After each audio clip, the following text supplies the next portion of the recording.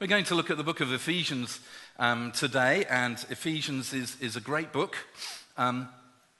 It's written to a mixed culture of church. Paul, when he's writing throughout the book, and we could say that the theme of Ephesians is unity. He spends the whole book revolves around this idea of being united together.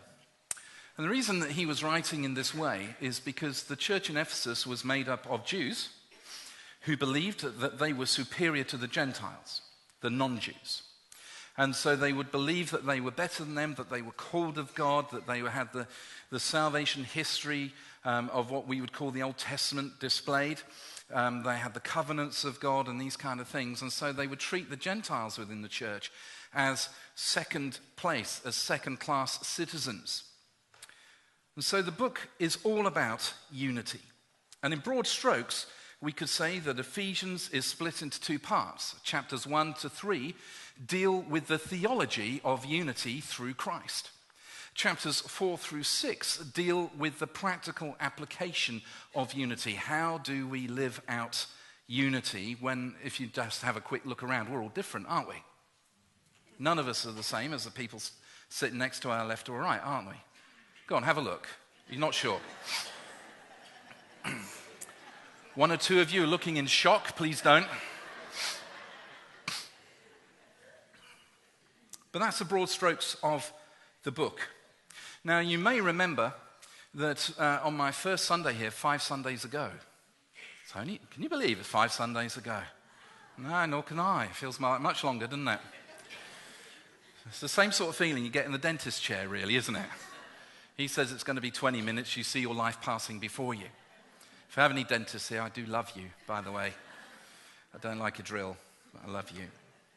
But you may remember 5 weeks ago, I shared a picture that the Lord had given me at River Camp, and I mentioned there were some old wooden gates and some rusty hinges and a beam across that. And I mentioned that I believe that the hinges that the Lord had just shown me were 4 areas of church life. That we just needed to work on those initially, and that would be a hinge of faith, a hinge of unity, a hinge of love, and a hinge of Pentecostal power. In some respects, we become unhinged. Sorry, anyway. You're not laughing at my jokes anymore. Month 2. And so what we discover is that these hinges, or at least I felt those hinges were pertinent to us. And I just want to say that as we look at unity and as we remind ourselves, what we're really doing is beginning to polish a hinge called unity. And there's a danger in church life when a minister starts speaking about unity, everyone starts to think there must be a problem. Don't we? That's what we think about. We think there must be a problem. There can't be unity in the church because the pastor or whoever's preaching is talking about it. Therefore, there must be disunity. That's not the case. Just want to say that's not the case and not why I'm sharing this. I'm sharing this because it's come in that point in the series of going through the books of the Bible. Also understand that one sermon doesn't crack it. So although we're going to be giving a bit of attention to what unity is, what it means, and how we walk out unity before God, before each other, and before a dark world, what we need to understand is that one sermon isn't it. Unity is the thing that is demonstrated, not just preached about. Does that make sense? So we know that there isn't a major problem, but we also know that sometimes churches get little undercurrents. Undercurrents are those little fruits in the church that you don't really want there because they're an undercurrent. I can do this all day, folks. They're getting worse. I just thought of that one as well, actually. That's really good. So occasionally there are undercurrents. You know, wherever there are people, there are opinions. And wherever there are opinions, there's a potential for arguments. But that doesn't mean to say we can't have opinion. It just means to say that we have to have those in good grace. Now, I have to say that not much has changed in 5 weeks that has been deliberate. You might be sitting there saying there's been an enormous amount of change, but some of the changes that you are experiencing is simply because I'm a different person, Barbie's a different person than you've had in the past. What you've had in the past has been great. We're just different. So we are not trying to imitate anybody. You know, I tend to be the sort of person that says Ron Seal on the outside. If you remember those old Ron Seal adverts, it does exactly what it says on the tin. So there may not be much airs and graces about me sometimes, but actually what you see is what you get. So you get a lot of passion, a lot of blubber. That's just the way it is. Okay, it's just who I am. Not many changes have been deliberate. But there's just one thing I want to mention before we get into the word, and I just wanted to share it with you this morning because I think it's exciting.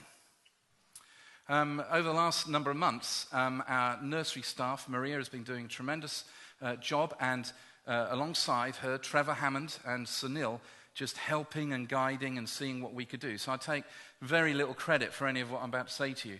But I love the fact that we have a day nursery. I love it. I really do. Why do I love it? Because I love children. I was a child once myself. You know, do not disdain your past. I love childcare because at the end of the day, we love children, we love families, we want to bring some wholeness and healing, not just childcare into people's lives. But I have noticed, and in my experience in the past, day nurseries can be quite a divisive thing in church. Particularly when you want to come along and pray, and there's nowhere for you to pray in church. You know, and we understand that. We can be honest, can't we? But I love having childcare. So how do we balance this out? How do we work through that? Now we know that ideally there should be a parent at home. We know that's the ideal, but in the reality of the culture in which we live, parents can't do that. Generally speaking, if mum's working at Tesco and dad's on a building site or whatever it is, I'm not disdaining any of those things, they can't actually afford to have a full-time parent at home. So we can become the best second option. If people are going to put their children in the nursery, let it be ours, where we're going to teach them something of God's love and demonstrate it. Let it be us. Let us become the best second option. And so what I just wanted to mention at the beginning is a deliberate change. And the change is this, that over the next couple of months, and certainly before Christmas, we're going to be reorganizing the upstairs room space. We're going to knock down some walls. We're going to put up some new ones. And we're going to move the nursery upstairs, so it won't be downstairs anymore. That's good for them on numerous levels, and I can't explain what all those are at the moment, but I know this, and I had a meeting with Ofsted this week, and Ofsted would be very happy with that, just to let you know. But the second thing is it gives us more room as a church to do other things as well as childcare, because childcare is part of who we are, but there are other things that we need to be doing as well. So by January, God willing, volunteers allowing, because Steve will be running around at some point asking for help and for builders and people with skills, plumbers and electricians. You need to go and talk to Steve and to Peter Willis about some of the things that we need to happen. This is deliberate change. Deliberate change is when it gets messy.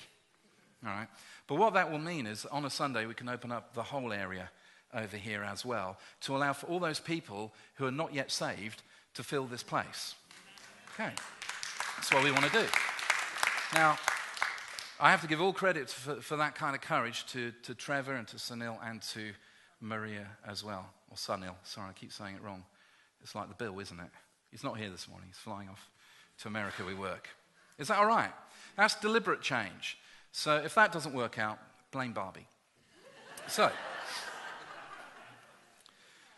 what we need to understand then is that when changes come and when things happen in church life, we have to be prepared not to suppress our opinions, but to prefer one another in love. To prefer each other in love. And Paul tells the church, we're going to dive straight in, tells us the church to characterize virtue that demonstrates the new life they've received. And there are three things that we're going to look at. But if we turn to Ephesians chapter 4, we get into the practical demonstration of love and unity. We get into these practical things.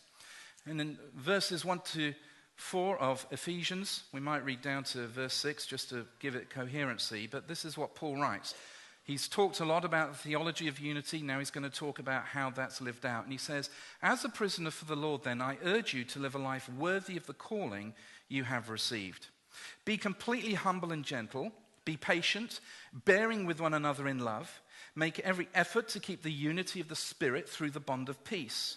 There is one body and one Spirit, just as you were called to one hope when you were called. One Lord, one faith, one baptism, one God and Father of all, who is over all and through all and in all.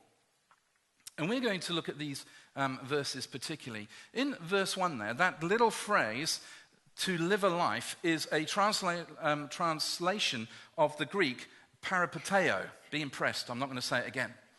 It's a translation of that, and it means to walk. To live a life, it means actually to walk worthily of the calling that you have received.